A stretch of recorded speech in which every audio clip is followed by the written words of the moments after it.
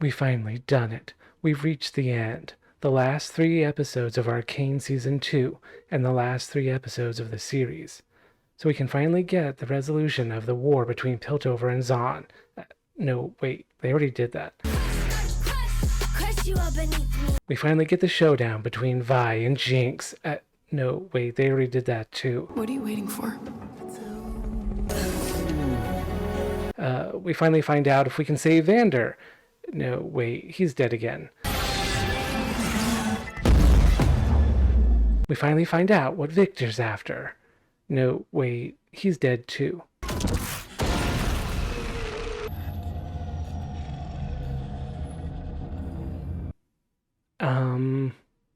What's this show about again?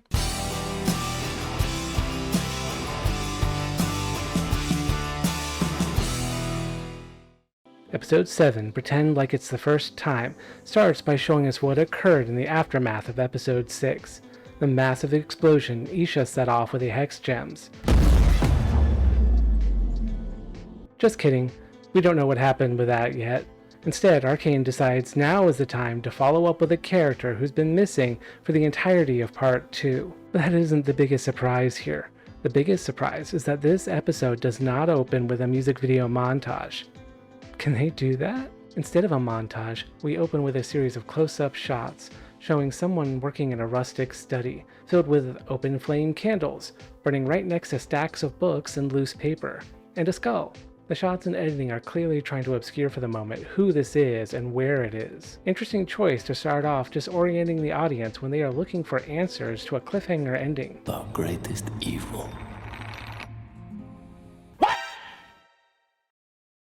After a moment, we get a series of jump cuts, jittery flashes showing us that this is Echo, or a Echo. See, there are 2 Echoes, and through some corrupt evil orb nonsense, the Echo we know gets flung into the body of the Echo from a parallel dimension.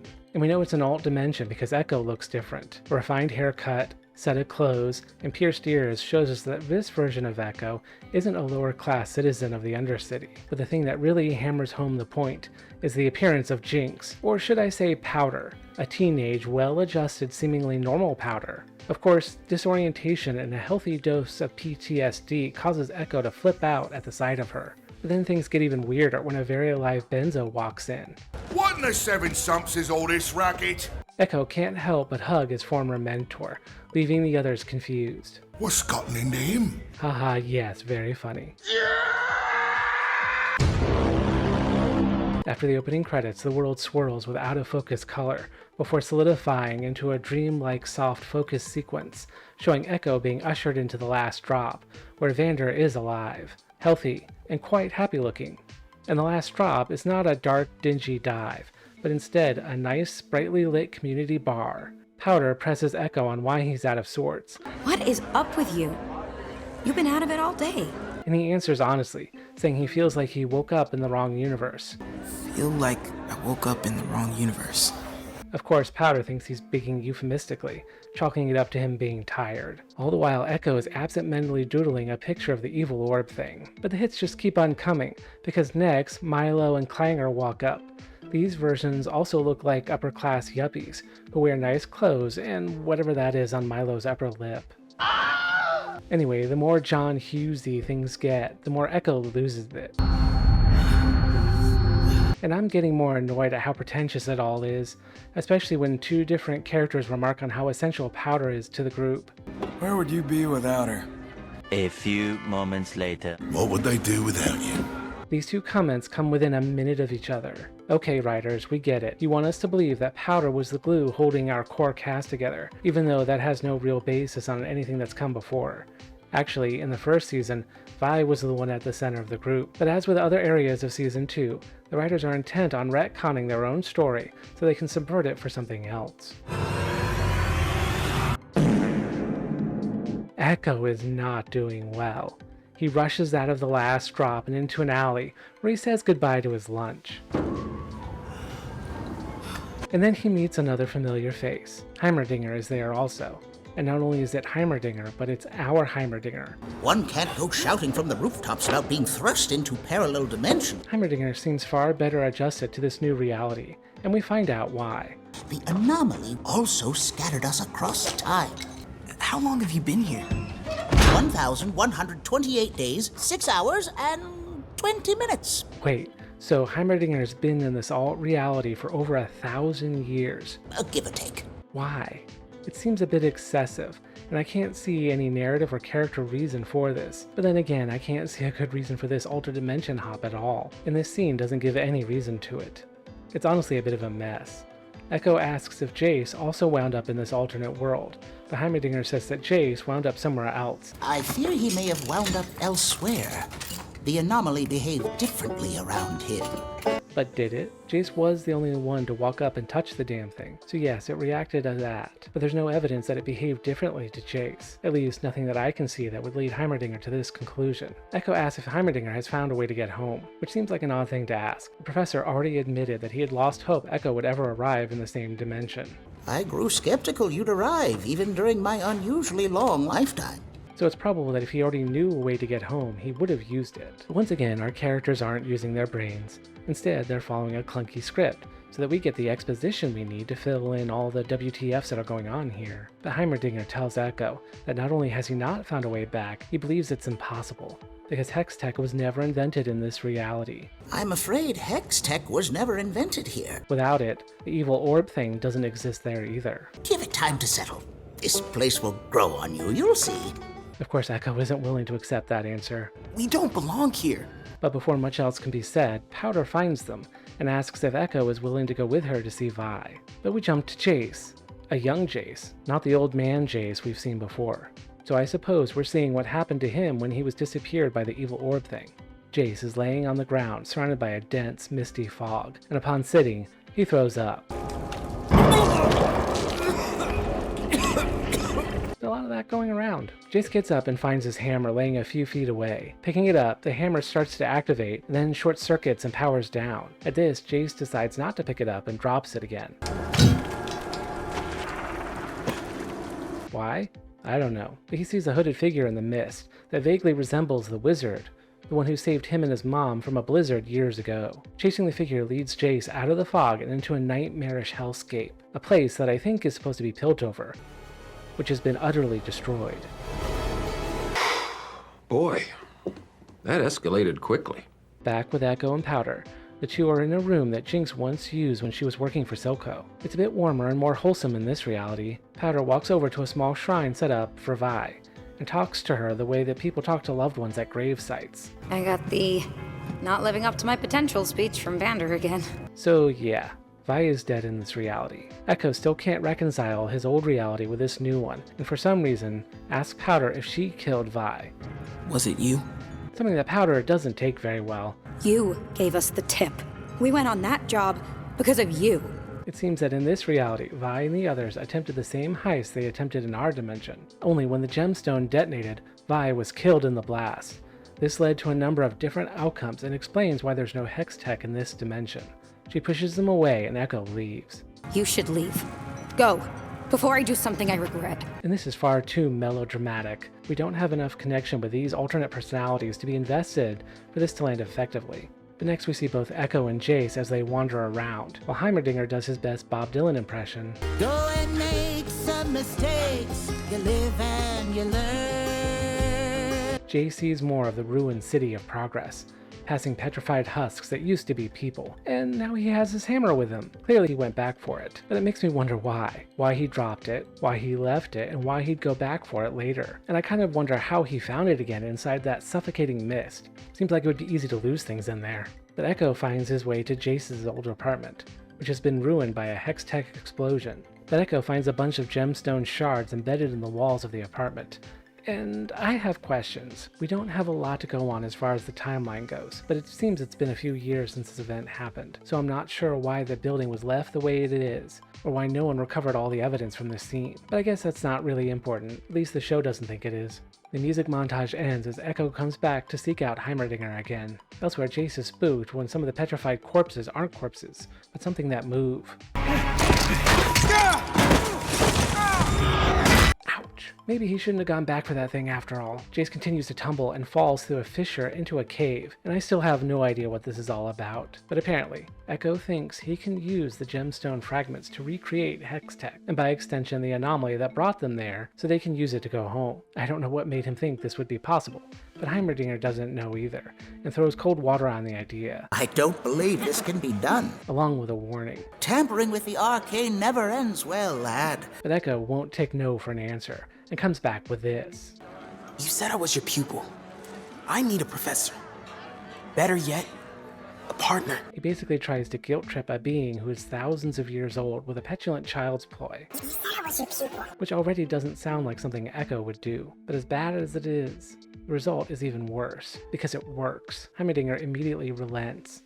Oh, blast nozzles. How could I forsake a brilliant lad in need? Trampling down his own sound argument and his conscience because... reasons. The script said so. I don't know, it's pathetic. No, blast nozzles. If you're gonna have Heimerdinger refuse to help, have him refuse.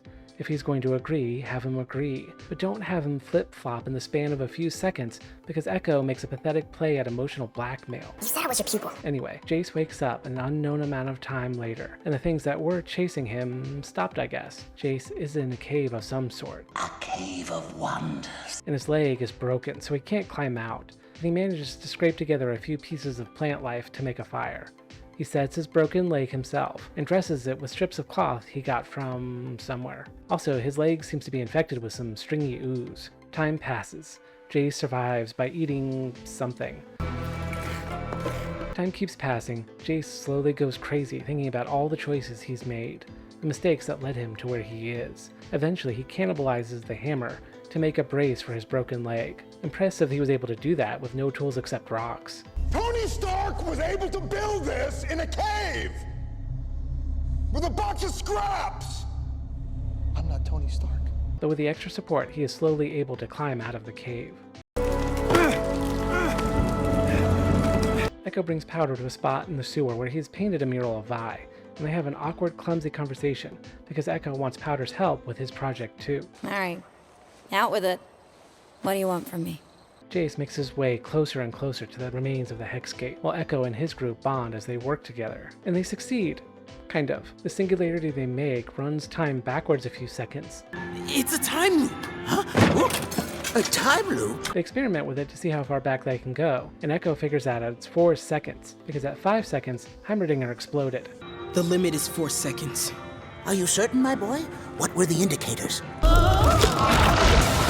No, don't ask questions, just go with it. Anyway, Heimerdinger wants to fiddle around with the device, while Echo and Powder attend a party. Please go change before the party. Yeah, a party. Because on top of the time-traveling alternate dimension BS, we also have to deal with some teen drama BS too. At the party, Echo and Powder dance in a staccato sequence, and the writers took what was essentially a quirky childhood friendship and turned it into a forced, angst-ridden romance. Gee, I hope the alternate Echo had romantic interest in Powder, because if he didn't, he's going to be in all kinds of trouble when our Echo hops back out of his body. Elsewhere, Jace somehow gets to the top of the Hex Gate, bad leg and all, and at the very center he finds a petrified figure with a hammer, the version of his hammer we've seen before. At this, Jace thinks he understands. This is where it all started, isn't it?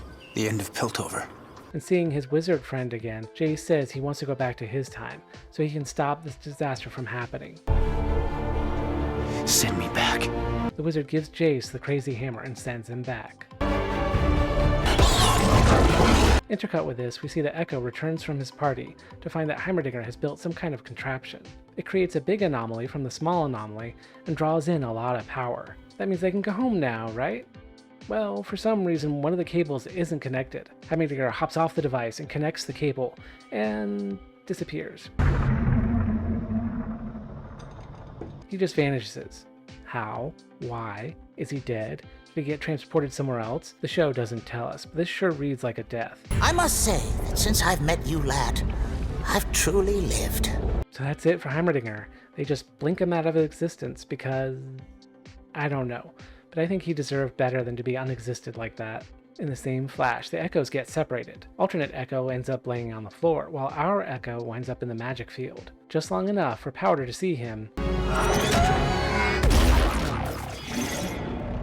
Yeah, Echo disappears too, though I think we're supposed to conclude that he's gone back to our world. Right before the credits roll, Powder's in her hideaway, in front of the Vi Shrine, and she places a gift Echo gave her in a drawer next to a bag of hex gems. Wait, if she had those this whole time, why was she playing around with the shards Echo found? And now that Powder knows about hex tech and what the gems do, does that mean she'll be able to create it in that world? Will this lead to a similar catastrophe we just saw with Jace? Did Heimerdinger and Echo just doom another dimension because Echo wanted to go back home?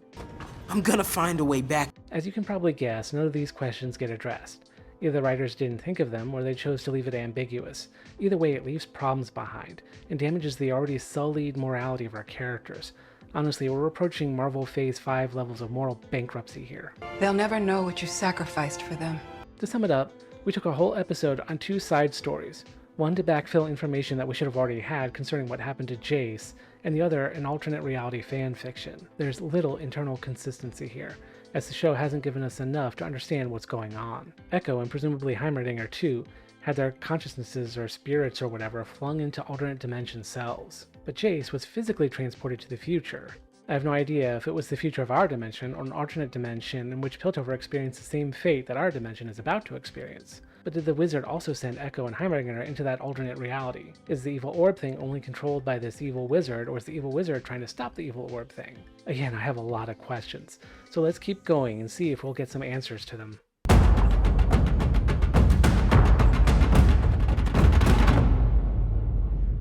Episode 8, Killing is a Cycle, opens as we finally find out what happened in the aftermath of Episode 6. Nope, just kidding again. No, this episode begins with Mel. We are back at the last point we saw her, as she's bound by thorny chains, and a golden magic glow emanates from Mel's back and blasts the chains away. When the light and magic dissipate, we see that Mel is in the middle of a magic symbol drawn on the ground of the throne room we've seen before. It's the throne room from Mel's flashback in Season 1. We see the room has gone to ruin, overgrown with foliage. As she tries to get her bearings, a voice calls out to her. Whoever it is has taken the form of the young queen we saw Mbessa execute in the aforementioned flashback. This magic user and Mel talk over the particulars of who Mel is. I'm one of you? A mage? A mage called an empath. One who is able to discern the hearts of others, as well as bend the magic of others to her own use. A conduit and a mirror. It's a fun bit of exposition, but from there the Black Rose person tells Mel that their attempts to stop Mbessa are because they have foreseen a disaster that will destroy Piltover. A calamity is approaching. And they hope that Mel will side with them to oppose her mother. The Black Rose person gives Mel a beaded necklace with a charm of some sort. What is this? Welcome to your future. Right, anyone know what that means? Nope. Me either. But apparently Mel does, because she takes the necklace and puts it on. And we jump to a short period later, as Mel leaves the city her mother conquered. After the opening credits, we finally, for real this time, return to Piltover and see what happened after Isha's explosive sacrifice. But we are not with our protagonists. Instead, we're with Mbessa's side. Rictus and the other soldiers who fell in the battle are being laid to rest. Mbessa takes the runes that once adored Rictus's weapon. Elsewhere on the compound, Victor's followers lay strewn on the ground, apparently dead. As for Victor himself, well, he should be dead, seeing that Jace blasted a hole through his chest roughly where his heart should be. But Singe is hooking Warwick's body up to Victor, saying the beast's blood should sustain Victor, but it rests on him to do the rest. The blood should sustain Victor for a short while. Beyond that, it is up to his own will. And I don't know what that means. There's a strange bit where Singed apologizes for not being able to save Rictus, but Mbessa replies, We do not lament a warrior's death. We avenge it. The thing is, Warwick killed Rictus, and Singed made Warwick. So technically, you think that Singe would be the one that would draw some of the ire, since it was his weapon who killed her right-hand man. But I guess Mbessa's blaming Jace for that, since he shot Victor, which caused Warwick to go crazy. But as far as we know, Mbessa didn't see that happen. Singe was unconscious because Caitlyn knocked him out, so I'm not sure how or why Mbessa would have the knowledge to draw this conclusion. But as before, with this season, plot has to happen, so logic takes a back seat. Anyway, whatever Singe is doing appears to work, because we hear the disembodied voice of Victor speak out. I am grateful.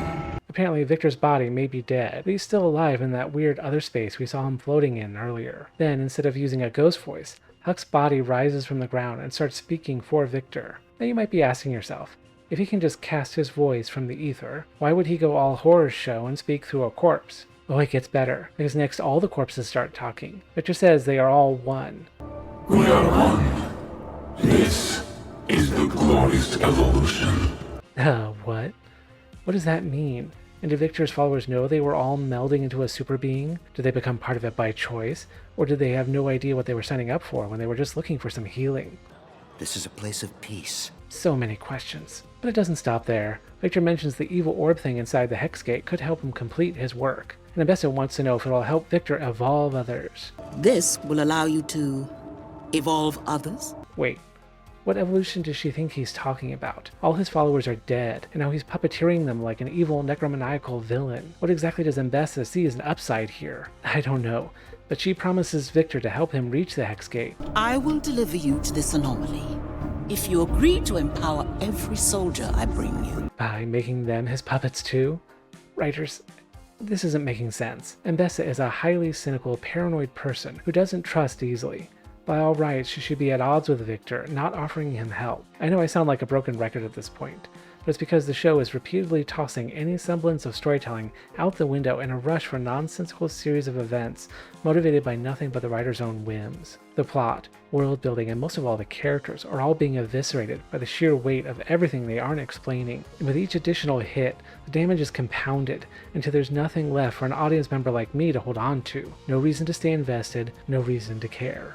One more thing to note about this scene. Victor says he's going to evolve all those who are willing. I will evolve all those willing. And you should remember this, because it will be important later. Next we see some disjointed imagery of what happened just before and the seconds after Aisha set off Jinx's gun. The imagery plays out like a haunted dream Vi is having. When she opens her eyes, she thinks she sees Vander for a moment, but it turns out to be Loris, the big enforcer guy with the shield. Vi was badly wounded, and Loris says it took 3 doctors to patch her up. Wasn't sure you'd pull through. Vi immediately asks about where the others are, and Loris doesn't answer. He's especially evasive about Jinx. Jinx. Caitlin wanted to be here, to tell you herself. And we jump to Caitlin and Maddie looking over a map. It seems Ambessa is massing her forces for an attack on the city, which, if we take more than a moment to think about it, makes no sense. Piltover is a massive port of trade across Runeterra, and the Hex Gate makes the city invaluable to other nations, including Noxus, so it's highly unlikely that the rulers of Noxus would sit idly by while one of their generals mounts a unilateral attack on it. This shouldn't be possible. Even in this scene, Caitlin should be asking how they can get a message to Noxus, asking them to rein in their rogue general. But no, that doesn't even come up. However, it is interesting that this is the first time we've seen Caitlin and Maddie together since episode 4, and there is no romantic spark between them anymore. Maddie does try to reach out and touch Caitlin, but she pulls away from her. Boy, that's awkward. But then Vi barges in. If you thought they wanted to fake us out into believing Jinx might be dead. Arrested? They held it for all of 20 seconds. Jinx. Arrested? Yeah, Jinx isn't dead. She's just in a jail cell. Caitlin dismisses Maddie from the room. Cue more awkward lesbian drama. Vi and Caitlin have another argument in which Caitlin actually admits her fault in siding with Ambessa. She explains that Jinx turned herself in once they had gotten Vi to safety. The only thing Jinx cared about was getting you to safety. Then she just surrendered. Caitlin thinks Jinx should face judgment for what she's done, but Vi says that Jinx has changed. Who decides who gets a second chance? Or third chance, or fourth chance, or fifth, or whatever we are on now. And again, we get to see just how easily Caitlin is to manipulate. In the prison, Caitlin brings Jinx a tray of food, though we see that Jinx hasn't touched the last tray she was given. Jinx, it seems, is ready to be executed for what she's done. If you're here to kill me, make sure to finish the job. From what we see, she's pretty much given up on, well, everything. A broken husk of a character that we once knew. Caitlin, however, says that she's going to give Jinx another chance, though nothing she could do would make up for what she's done. Hating you? I've hated myself. I really want to like this scene, but it's too contrived and forced, and missing anything that would lend it the emotional core the writers think they have. Both Caitlin and Jinx are jumbled disasters of characters. Their arc's a mess of contradictory actions. Here, in this moment, their entire motivations seem to be based on other characters. Caitlin has snapped out of her villain arc because she has feelings for Vi, And Jinx isn't Jinx anymore because of Isha, a character who isn't even a character. Isha is and was a plot device, a mini MacGuffin whose sole reason for existing is to shortcut a complex mental emotional journey for Jinx, taking her from being a homicidal schizophrenic to a loving surrogate sister to a depressed, suicidal husk. So because they shorted us on the time and character beats that would have been necessary to build the appropriate pathos, this scene does not work.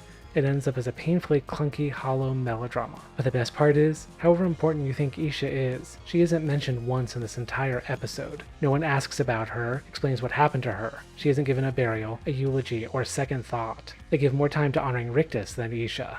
Even to a guy like me, that's cold. So in summation, the writing here is terrible. Elsewhere, a figure in a white hood has arrived at the city, and though they're trying to be coy about it, it's clear that this is Mel. Cut to the repaired but not in use council chamber, where Jace is reliving the bombing. Then the white hooded person walks in, and yeah, it's Mel. And you have to wonder about the timeline here. When was the stuff with Mel happening in relation to everything else? How long did it take her to get back to Piltover from wherever she was? And you know what? I dealt with it in Rings of Power, I can deal with it here. So in the past few hours, Elrond has convinced Gil-galad to send the army to Eregion instead of Mordor, rode to Khazad-dûm to talk with Durin, then rode back to join the army and made it all the way to Eregion. Yeah, sure, why not? Mel and Jace talk around each other instead of to each other with a lot of dialogue to reaffirm what we already know, though Jace picks up pretty quickly that Mel is a mage. You're the reason we didn't die in the attack. And though Jace has cleaned up a bit, he's still not doing well. While Mel is talking, we see more flashing imagery of the disaster encroaching upon them, and he suddenly spins and blasts apart one of the council members' chairs. Which seems like an odd thing to do, but a moment later the chamber is invaded by some kind of robot. A robot created and controlled by Victor. Victor says he wants to bring about his goals peacefully, but the Noxian he allied with has different plans. I would prefer to do so in peace. The Noxian has other intentions. Oh gee, Victor, if you're okay sticking a warlord and her whole army on the city, doesn't sound like you're interested in peace. Which he isn't, since when Jace refuses to help Victor, the robot attacks and seems ready to kill them both. But Mel and Jace together are able to overcome the robot. In Jinx's cell, she has a visit from Silco, and this time he does speak to her, albeit in semantic mumbo-jumbo. We build our own prisons, bars forged of oaths, codes, commitments. We inhabit these cells, these identities, and call them us. Honestly, I think it would have worked better if Jinx had gotten a phantom visit from Isha here instead of Silco. Let Jinx's mind form a voice for her so she speaks for the first time. Or at the very least, she should be there alongside Silco, silently standing in judgment. But anyway, this pseudo-therapy session is cut short when the real Vi runs in with the keys to Jinx's cell. Vi unlocks the door and embraces Jinx as a sister again. And again, I wish this worked, but they haven't earned it, and Jinx kicks Vi off her. She grabs the keys and locks Vi in the cell. She tells Vi not to worry about her anymore. You don't need to feel guilty about being happy. You deserve to be with her. Okay, odd thing for Jinx to say, but moving on. Jinx drops the keys on the floor and slips away into the shadows, and Vi is left in the jail cell. Back in the council chamber, Jace addresses a large group who have assembled together. Council members, enforcers, and people from the Undercity like Savika, and Echo's Firefly friend. Somehow Jace called this meeting and got all these disparate people to attend in a matter of what? Hours? The meeting is to explain the imminent threat facing the city in hopes of uniting everyone to face it, though they already came together for this meeting without knowing about the threat. And no, never mind, keep going. Jace shows off the robot and says that there are more coming along with Ambessa's forces. Hundreds more are on the way. The Noxian general is leading them. Though he doesn't tell them what the army's after, and Ambessa was helping to defend the city just a few days ago, so this is a lot for people to accept with so little information. Regardless, it works. Some people do choose to leave the city, but others join together to fight. There's a lot of story to tell, and there's not enough time left to tell it. It's okay. Enter montage mode.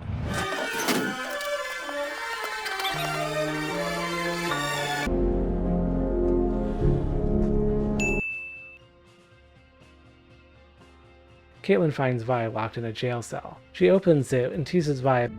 Sorry to say, you've grown a bit predictable. Meaning she knew Vi was going to let Jinx free and let her. But Vi is in an extremely vulnerable place, feeling like she's lost everyone. So the playful banter from Caitlin pushes her right over the edge. And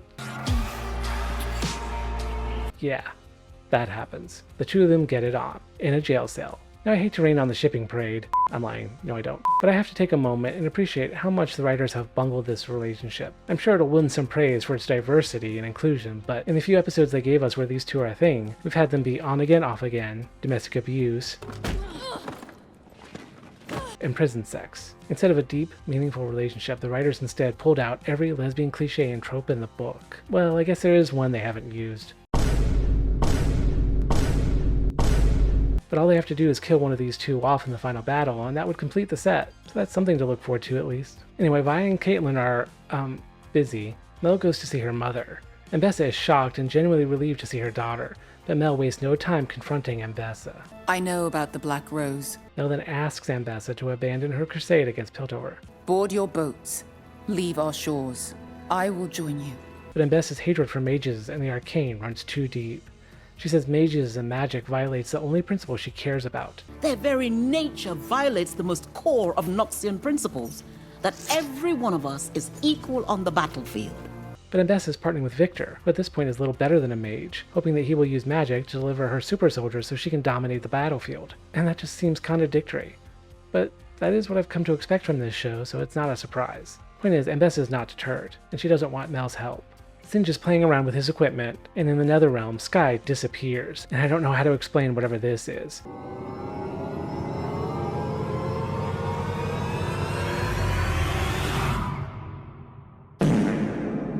But anyway, I guess he's got a body again, an army of robots, and Warwick, and I don't care. And that is the end of this episode, leaving only one more for the big battle and all the wrap-up. And I don't have much to say that I haven't said before. So let's get to the big, dumb, ridiculous ending of this big, dumb, ridiculous show.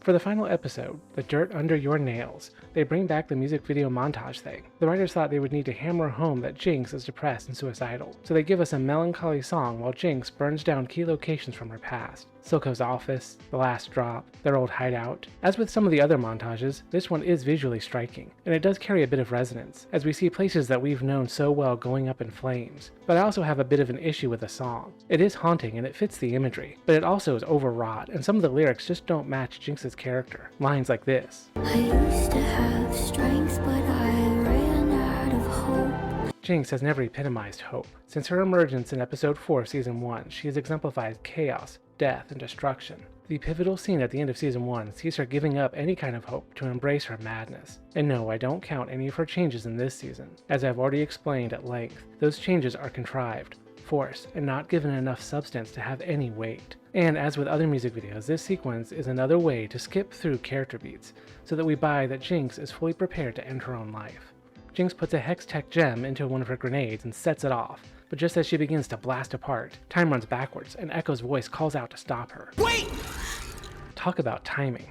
This is the moment he pops back into, that he reappeared at this exact time in this exact place to intervene. Jinx tells Echo to go away and sets off the grenade again, and Echo rewinds time again. This happens a few more times until Echo manages to make an appeal to stop her. No matter what happened in the past, it's never too late to build something new. Honestly, this doesn't play very well. After building up Jinx's hopeless mindset, there's no reason to think that the one person who could get through to her would be Echo. Remember the last time we saw these two together, they fought, and Jinx set off a grenade that nearly killed them both. And the only thing we have since then is Echo's experience with a very different version of Powder. And for some reason, the writers want us to believe that this version of Jinx has enough in common with that version of Powder, that an appeal from a boy that she may or may not have a secret crush on is enough to change her mental emotional state. Nope, don't buy it. The writers want us, through inference and supposition, to make the connections that they didn't bother to build. And it doesn't work. But by this point, the sun is rising. Ambessa is preparing her assault, while Piltover prepares to resist her. Jace is with Mel, Caitlin, and Vi in the underground council chamber. But oddly enough, none of our surviving council members are there. Jace tells the others that they have to hold off the attacking army long enough for him to shut down the Hex Gate. Buy me as much time as you can so I can shut down the Hex Gates. So, question. Why hasn't he done that already? Why isn't he working on that right now while the others prepare? I understand that they were using it to evacuate people, but that should be over now, and Jay should be well on his way to shutting it down. There's absolutely no reason to wait on this. But also, I have to ask if shutting down the gate would even affect the evil orb thing. It's an arcane anomaly that lives within a white void space, and what is it Victor said? A singularity simultaneously self-replicating and self-annihilating. Yeah, that. Neither the characters nor the audience have enough understanding of this thing for any of this to make sense. Anyway, Jace says that they're supposed to lose the fight, and that everything will be over if Victor makes it to the Hex Gate, to which Caitlin responds, Then we'd best stop him. After that, hard cut to black. And then right into the middle of the battle. Yeah, we don't get an epic lead-in, no Lord of the Rings style scene where the armies line up and face each other down, you know, where we get to see the geography and the scale of the battlefield. No moments with each member of the cast as they quietly consider their own mortality. We don't have any time for that kind of nonsense. We cut right into the action. Fighting, firing, explosions. Piltover does have some cool looking hextech cannons. Huh, we never saw anyone build those. Are they new or have they been there for a long time? Whatever. The fight is pretty chaotic, and not in a good way. Fighting is happening all over, and it's hard to know what is happening where. Mbessa steps up and starts tearing through enforcers with a blade chain weapon. But Caitlin has a new sniper rifle and gets Mbessa in her sights. And that would be great, but there's a problem. Remember how Jinx changed her gun from one that shot projectiles to energy blasts, so that it could be blocked by Rictus's cool rune things? Well, now Caitlin's rifle also shoots energy blasts instead of projectiles, so Mbessa can block it with the cool rune things. And that's convenient. Convenient that Jace changed how the rifle worked just for this fight, and convenient that Mel didn't warn anyone that her mother had Rictus's runes, which she did see her mother putting on during their conversation. And I have to give the writers some props for giving Mbessa literal plot armor here. It is at least amusing. Anyway, next a big brute guy is bringing the ball thing with Victor's body in it towards the Hex Gate. Oh yeah, remember the Hex Gate? Surely Jace has taken care of that by now. Nope. He's only just now starting to shut it down. It's almost like Jace knows he's in a TV show and there are dramatic stakes that have to be served. In one of the guard tower, Loris tries to get his cannon reloaded so he can shoot at Victor's pod, but the enemy bursts in. And what are those things? They look like the Shimmer-powered drones, but that doesn't make sense. Shimmer was destroyed and they aren't making it anymore. Unless Singe started making more, which we didn't see. You know, I keep trying to rationalize things that have no reason, and I keep realizing that I'm doing it just to do it again. It's becoming a vicious cycle. Let's see if I can go through the rest of this video without doing it again. So the army breaks in, and Loris is killed almost immediately. R.I.P. big guy.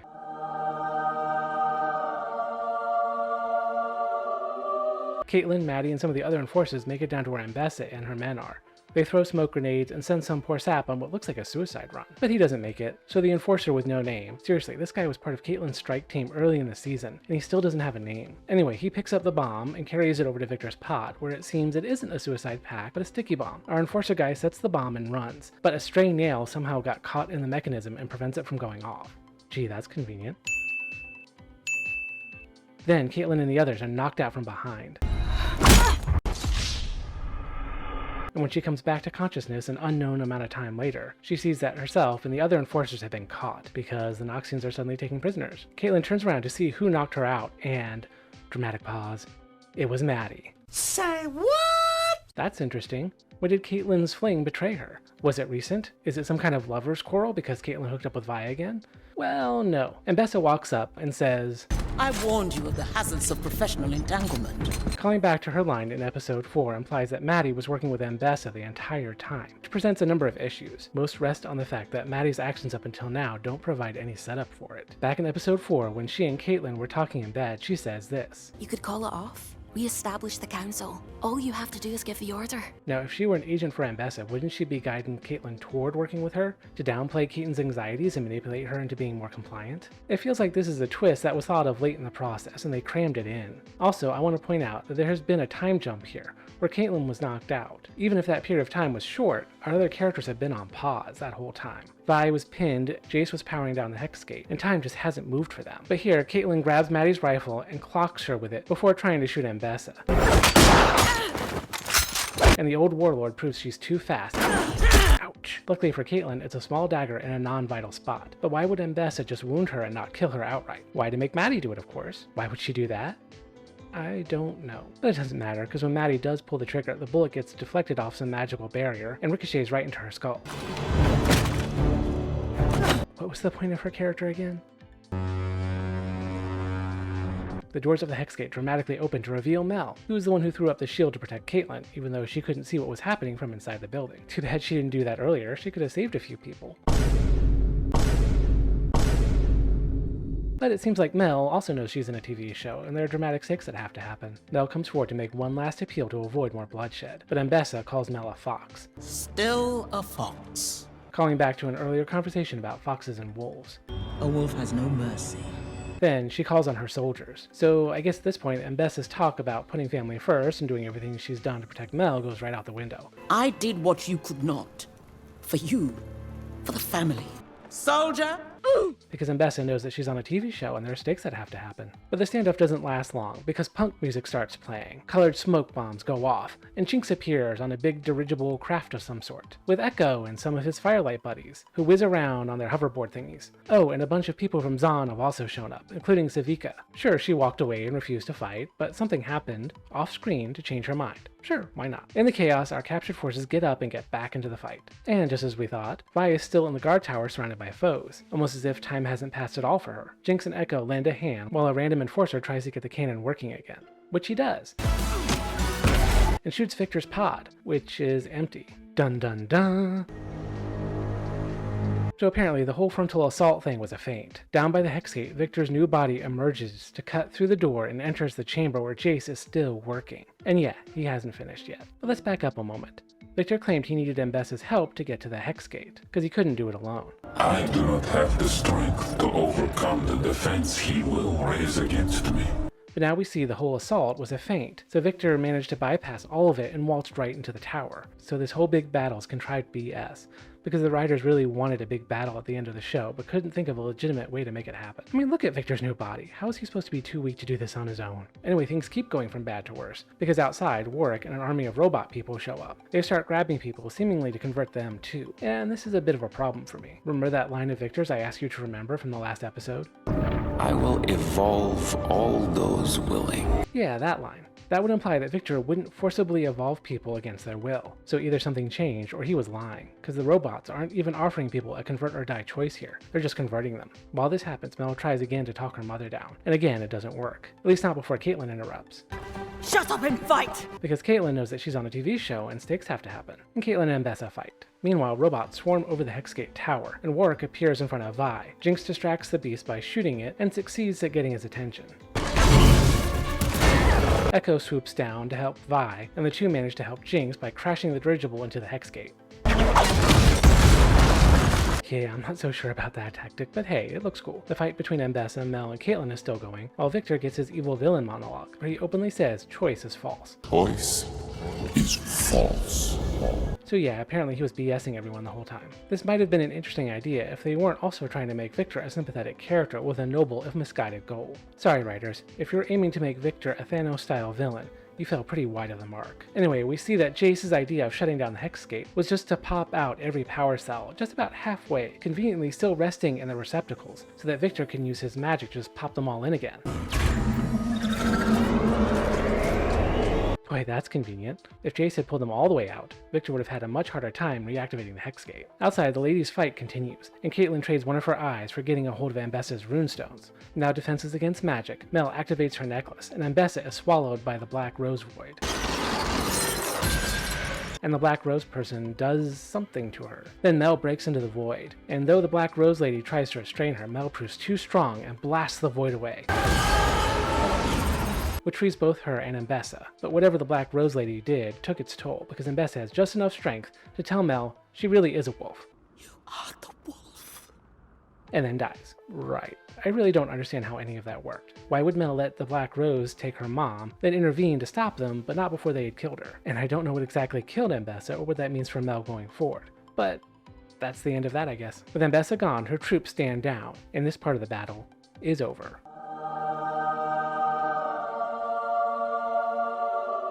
But we do still have a couple of things to take care of. Vi and the others awaken in the crashed dirigible inside the Hexgate. We see Vi and Jinx and Warwick. The girls call out hoping Vander's still in there somewhere, but it doesn't seem so, as the new Shimmer-enhanced creature attacks. Down below, Victor and Jay start floating, and the Hexgate activates, transporting them upward. That causes gravity to go wonky in the whole tower, including where Vi, Jinx, and Warwick are fighting. This whole sequence is beautiful to watch. I can't fault Fortiche for their animation. The stuff they're able to pull off visually remains incredibly high. Unfortunately, there's nothing else here but spectacle.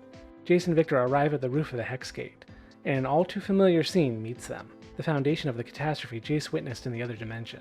Victor does something to activate the evil orb thing, and it sends out glowing tendrils which connect everyone down below, including Vi and Jinx.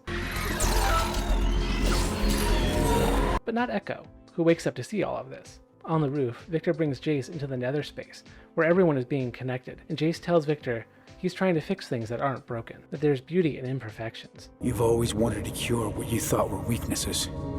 There is beauty in imperfections. It's unclear if this gets to Victor, because they're interrupted by Echo, who flies in using his time rewinder as he avoids all the dangers until he's caught anyway. And he risks going back more than 4 seconds, long enough to get free, and throws the time device at Victor, which then explodes, upending things on the roof. Victor's mask is damaged, which causes him to let go of Jace, and Jace makes one final plea to his friend. All I want is my partner back. Victor is left to wonder why Jace remains defiant, and Jace says it's because he promised. Jace hugs Victor, and we see that the wizard who helped Jace more than once was in fact Victor the whole time. The elder, alternate Victor, says that in every timeline, in every dimension, Jace is the only one who is able to teach him to give up on his schemes. There is no prize to perfection. Only you can show me this. Of course, as we see this, so does Victor, and the revelation is a bit too much for him. He tells Jace to leave, but Jace insists that they end things together. We finish this together. Jace gives Victor the rune gem that Wizard Victor gave him, and that does something. I don't really know what, but all the robot people release the spirits of the people that were trapped in them, I guess, and they all get sucked into the anomaly along with Jace and Victor. And they're all gone. Gone where? Are they alive? Are they dead? We don't know. The show doesn't say, but the threat of the apocalypse is gone. Everyone who's still human is saved. Yay! But up in the tower, V, Jinx, and Warwick are not safe yet. Yeah, so all the robot things got their souls or whatever sucked out, but whatever is in Warwick is still there. So he wakes up and attacks Vi, but Jinx zaps in just in time to save her. Oh yeah, remember? Jinx can teleport over short distances. Gee, it seems like that would have come in handy when she was trying to save a certain someone else.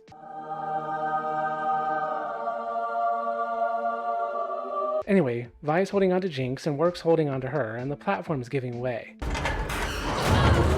Looks pretty bad, but Jinx pulls up and manages to break Vi's gauntlet. So Jinx and Warwick fall in slow motion, allowing Jinx to use her grenade to blow them both up. Never mind, the big brute was shrugging off rockets earlier. This apparently got him, and Jinx gets to go out in a dramatic act of self-sacrifice, because even Jinx knew that she was on a TV show, and there are dramatic stakes that have to happen.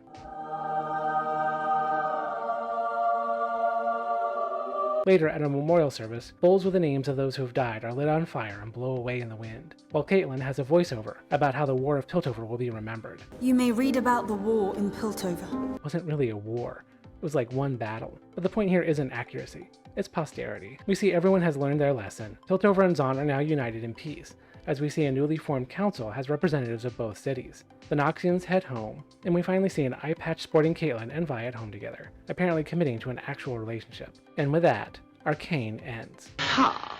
Now that wasn't so bad, was it? No, of course not. I know some people will be very content with Arcane Season 2. It gave them everything they could want. Bigger action sequences, more backstories, more sister-on-sister drama, more Caitlin and Vi drama, more beautiful animation. And yes, it did have all those things, but it was the way it was delivered. Forced, contrived, and too condensed. The focus of blowing through as much plot as possible weakened not only the story, but the characters as well. None of it felt organic. It wasn't allowed to grow and build naturally, or for the stakes to grow out of relatable characters who we could connect to and understand. So by the end, I just felt pummeled by the sheer force of all the show was trying to throw at me. No time to follow it, process it, or even understand it. This, I still don't fully understand. As a result, I can't even conjure the smallest amount of emotion for it. The sadness I feel isn't over anything that happened, it's over the potential I saw in the series after the first season. The confidence I had in the writers to produce a good character-driven story. I am disappointed that they decided to just be done with Arcane so they could move on to other projects, neglecting the promise of what could have been for what they wanted instead. But here at last, we are done. If you've watched all these videos, I thank you. I am sorry it's taking me so long to get them all out, but I appreciate everyone who stuck through it. As always, remember, all of this is just one Rebel's opinion. Whether you disagree or agree, please drop some thoughts in the comments below. Subscribe to the channel, and keep an eye out for future updates right here on Rebel Normal.